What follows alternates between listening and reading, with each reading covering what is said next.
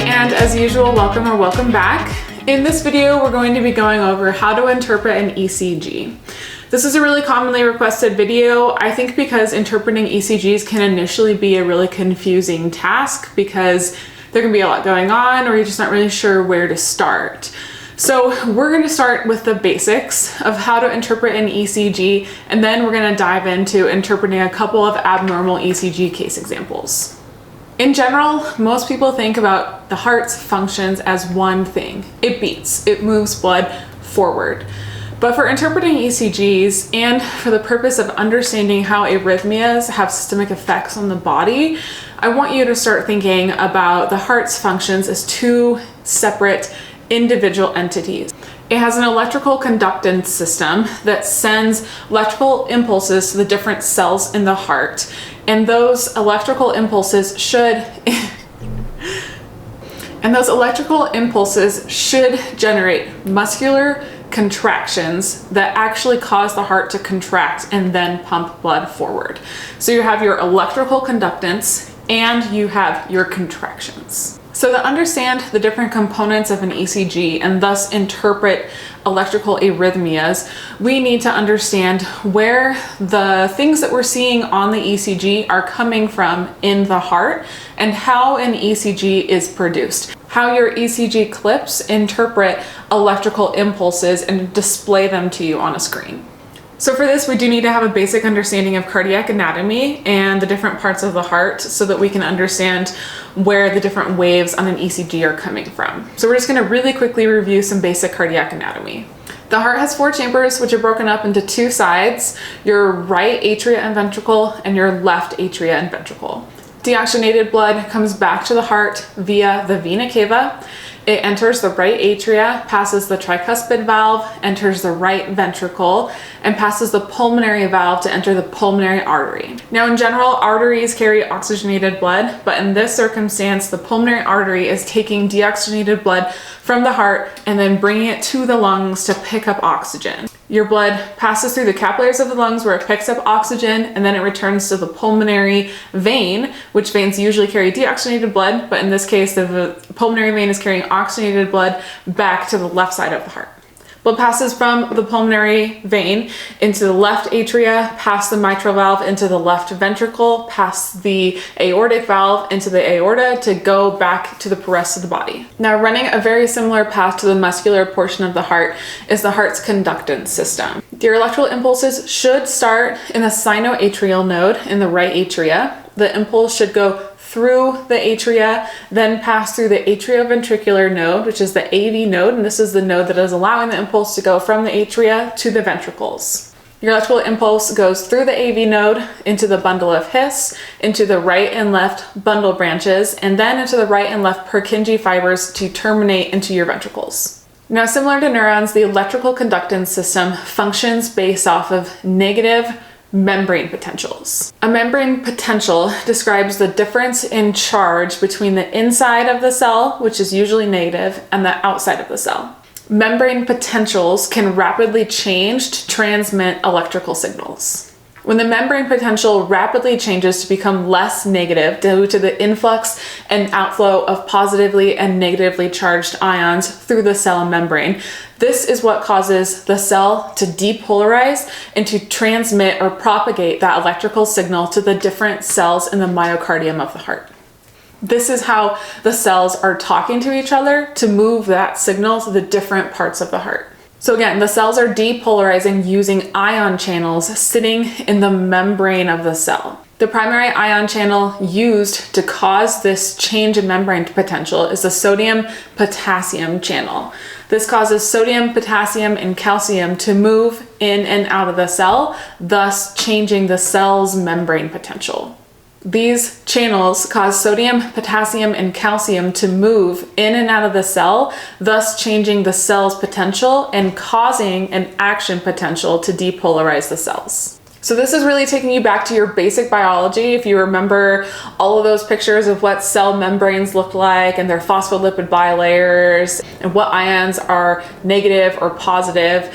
And while we don't need to understand the nitty-gritty basics of this, I do think it's important to know what action potentials are, because they really affect how our myocardium is able to transmit signals to the heart.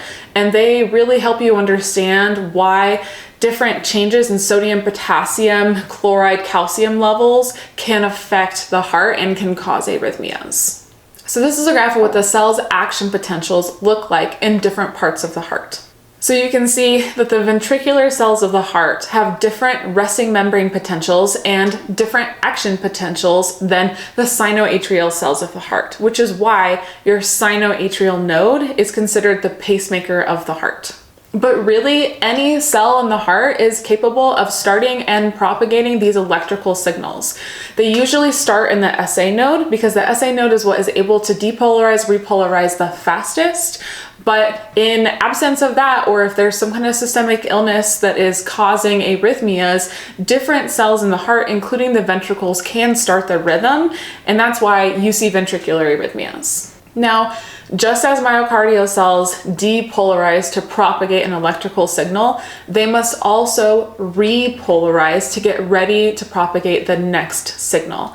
So repolarization is the cell recharging to be able to transmit another action potential or another electrical signal. Okay, so now that we know the basics of electrical anatomy of the heart and how cells move signals forward, let's look at what that means for our ECG interpretation. So an ECG shows the electrical signals coming from the heart. In veterinary medicine, we typically utilize a 3-lead interpretation system. So you have a white, black, and red electrode, which will go on the right arm, and left leg respectively. Remember, white on the right, smoke above fire. Together, these 3 electrodes create the triangle of Einthoven. So you can see here that lead 2 is reading from the right arm, or the white probe, to the left leg, or the red probe. And in this lead, we are measuring positive and negative electrical impulses. The ECG measures positive and negative impulses as either positive or negative waves on our ECG. Traditional veterinary ECG interpretation is done in lead 2 and with the patient in right lateral recumbency. So keep in mind for your interpretations, if you have your anesthesia monitor set to a different lead, or if your patient is in a different position, that is going to affect how your ECG looks. Okay, so let's finally dive into the different waves of an ECG. Your 3 primary waves are going to be your P wave, your QRS complex, and your T wave. So let's break it down and look at where those waves are being generated in the heart. The P wave starts with the depolarization of the sinoatrial node and the atria. The P wave is positive because the signal is initially positive, moving towards the red electrode. The P wave is small because the mass used to create that electrical impulse, the atria, are small. So next isn't really a wave, but it's an interval, and this is called the PR interval, which is the space between your P wave and your R wave. This space represents the depolarization of the AV node as your electrical signals move from the atria down into your AV node. Your PR interval should also show a return to baseline. So next is your QRS complex. So this complex is composed of 3 separate waves, your Q, your R, and your S.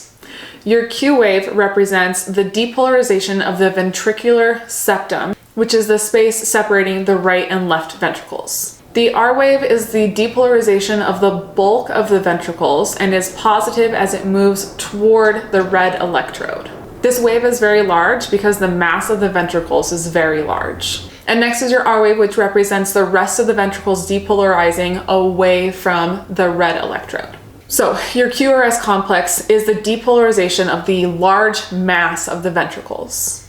And then last is your T wave, which represents the repolarization of the ventricles. And in cats and dogs, this can be either positive or negative, and whether it's positive or negative does not have a clinical significance. So now we know what the waves are. Let's look at how we would interpret an ECG in a logical step-by-step approach. By knowing what the waves are, even if you're not familiar with the arrhythmia, you should be able to identify where in the heart the problem is coming from.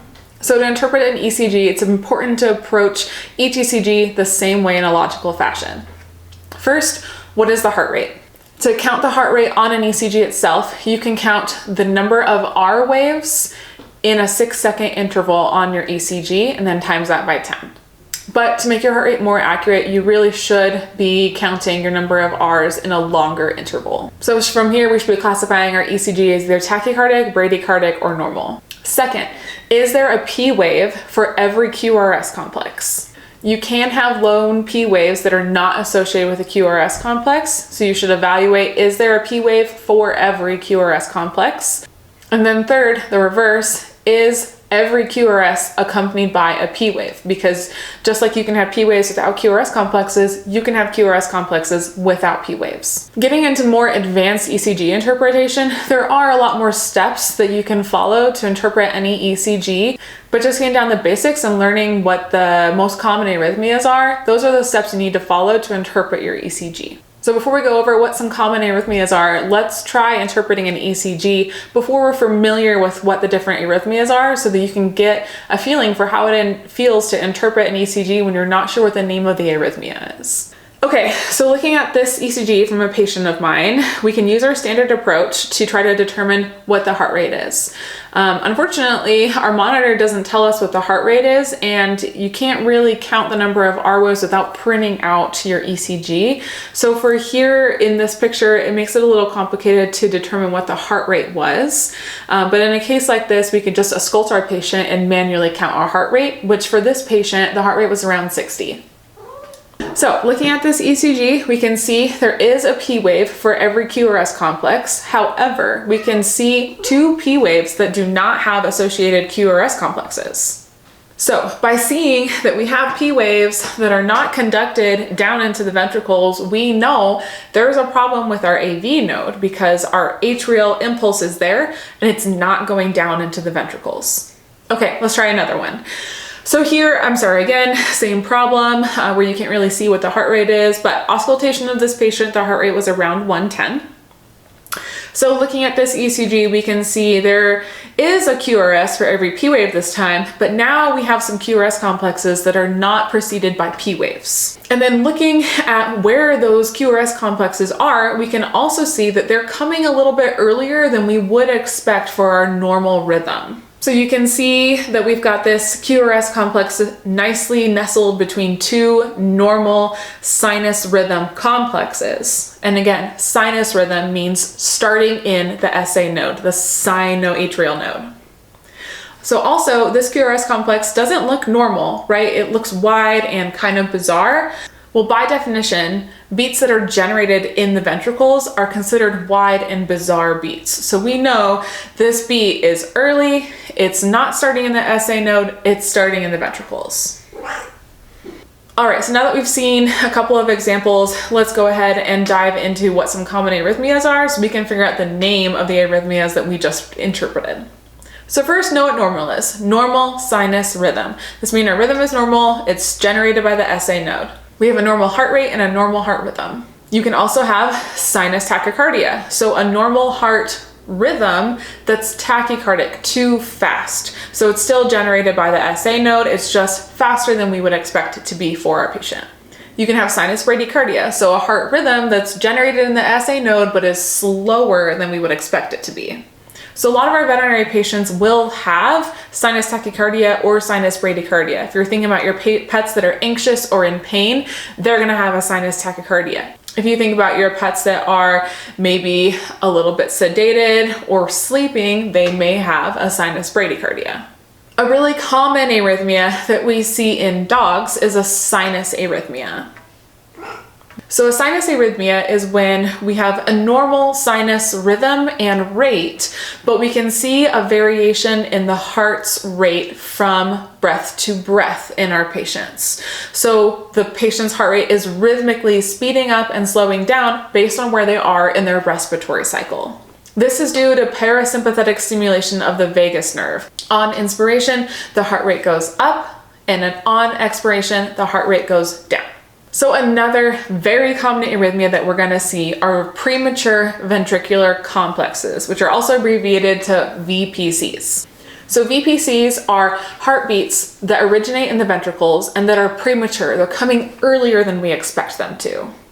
These, again, are ventricular beats, so they're wide and bizarre because they're not our narrow beats that are generated in the SA node and passed down through the AV node. These beats can be multifocal, meaning they can look different from beat to beat as they are generated by different cells in the ventricles. They can also be in small clusters, so they can be in couplets of 2, triplets of 3, and then runs of 3 or more ventricular beats at a time. VPCs can be generated by a lot of different systemic illnesses, such as things that cause an increase of catecholamine released, abdominal disease, pain, and other systemic illnesses.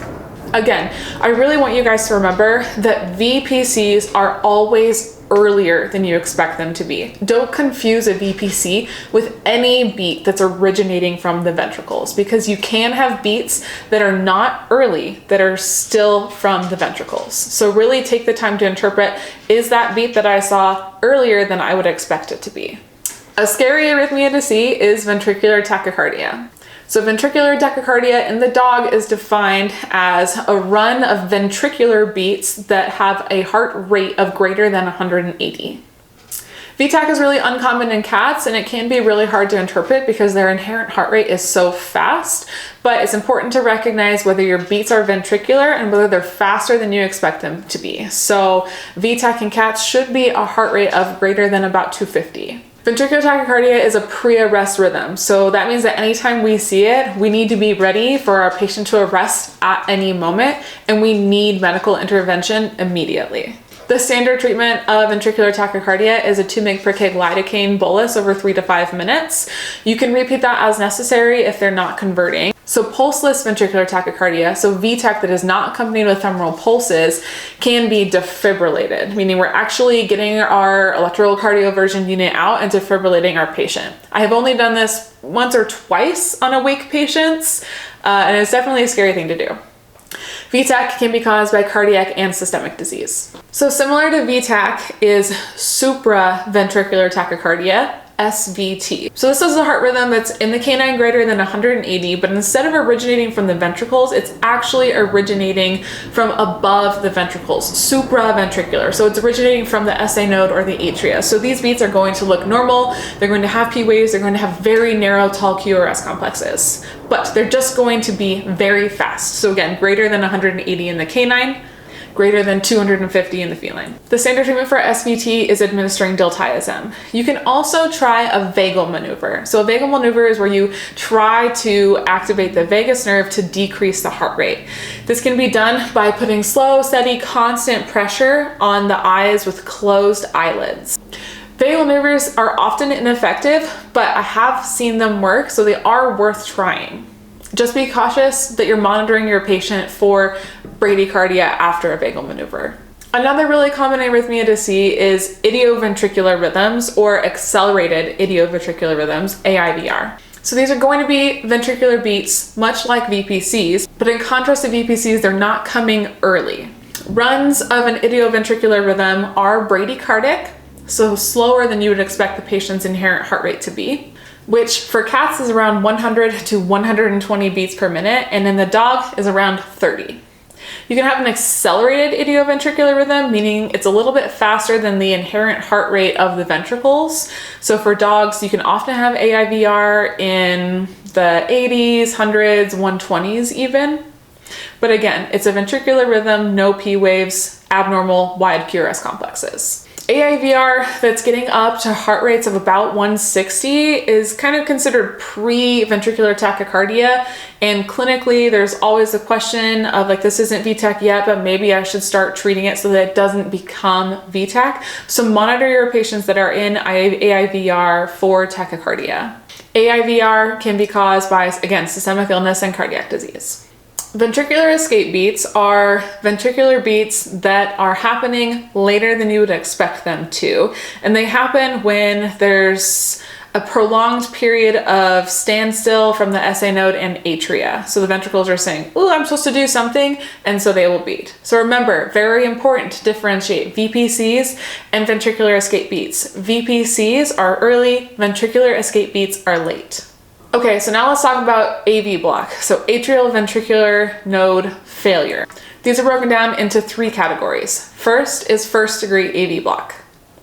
In first degree AV block, you just have a prolonged period from your P wave to your QRS complex. So this is something that's usually diagnosed by a cardiologist because they are able to print out the ECG, measure the space between the P and the R wave, and determine if that PR interval is prolonged. This can be caused by AV node degeneration and by drug administration. Second degree AV block is very commonly seen in clinical practice. And this is when you have a P wave with a loss of a QRS complex. This is usually seen in clinical practice from cardiac disease and from drug administration. So dexmedetomidine is one of the first ones we probably are thinking of that causes second degree AV block. People often ask when they should be treating this. In general, if the blood pressure is normal, I'm not overly worried about second degree AV block unless we're having such a high degree of it that we're not seeing very many QRS complexes. The treatment for it, if it's dexmedetomidine induced, is going to be to reverse your patient. Third degree AV block is complete AV nodal dissociation. So in third degree AV block, you will have P waves, you will have QRS complexes, but your QRS complexes will be ventricular in origin, meaning they're wide and bizarre, and they will never be associated with your P wave. So it can be kind of complicated to fully interpret third degree AV block. You really need to look at a pretty long printout of your ECG. And if you print it out, you can actually measure the distance between P waves and see that your P waves are very regular as you would expect them to be. And then you can measure the distance between your QRS complexes. And those should also be very regular for a ventricular heart rate, which again in the dog is around 30. But you will not see association between your P wave and your QRS complex. So sometimes your P wave will be here and your QRS complex will be here. Sometimes it'll be here, sometimes it'll be here, because they're each firing completely independently of each other. Third degree AV block is also a sudden arrest rhythm. Patients with this are at risk for acute cardiac arrest. Unfortunately, the treatment for third degree AV block is placing a pacemaker. Third degree AV block can be seen with trauma and with AV node degeneration. Ventricular fibrillation is an arrest rhythm in which the ventricles are not coordinated in their electrical impulses. So each part of the ventricle is doing something independent of the other parts, and then they're not actually causing a contraction that'll move blood forward. Ventricular fibrillation does require defibrillation, so electrical cardioversion. And this is a rhythm that is often seen during arrests. Pulseless electrical activity occurs when there is electrical activity in the heart that is not accompanied with an associated contraction. Pulseless electrical activity, also called PEA, can look like anything. So it can look like everything from bizarre, abnormal ventricular beats to a totally normal sinus rhythm. And that is why ECGs are not technically a life indicator, because ECGs can show pulseless electrical activity, and without feeling for pulses or ausculting for a contraction, you don't actually know just by looking at an ECG that contractions are associated with your electrical activity. Pulseless electrical activity is an arrest rhythm and warrants immediate starting of CPR. Asystole is just what it sounds like. A without systole contraction, asystole. So this is an arrest rhythm in which the heart is doing nothing. It's neither conducting electrical impulses nor having contractions. Asystole warrants immediate starting of CPR. On an ECG, asystole can look like a flat or slightly wavy line. So looking back at our two ECG examples, we can identify what arrhythmia is going on. So in our first example, we have a patient who is bradycardic and has a P wave that is not associated with the QRS complex. So looking back at the arrhythmias we reviewed, we know that this is AV block because the P wave is generated and not conducted through the atrioventricular node. And we know that it's second degree AV block because we have a single P wave that is not followed by a QRS. In our second example, we have a wide QRS that is earlier than we would expect it to be, so we know that this patient is having premature ventricular contractions. All right, as always, guys, if you made it this far, thanks for watching. I hope everybody learned something. If you have any questions or comments, please leave them in the comment section down below. Or if you have any ECGs that you're stuck on or want to practice interpreting, post them in the comment section and I'll respond. Pulses should... Polly, you're in the way.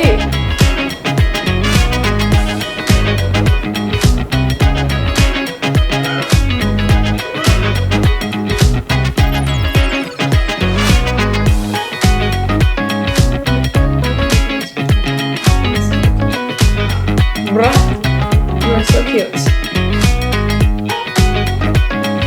Bruh. Oh, you're such a cutie. You're such a cutie.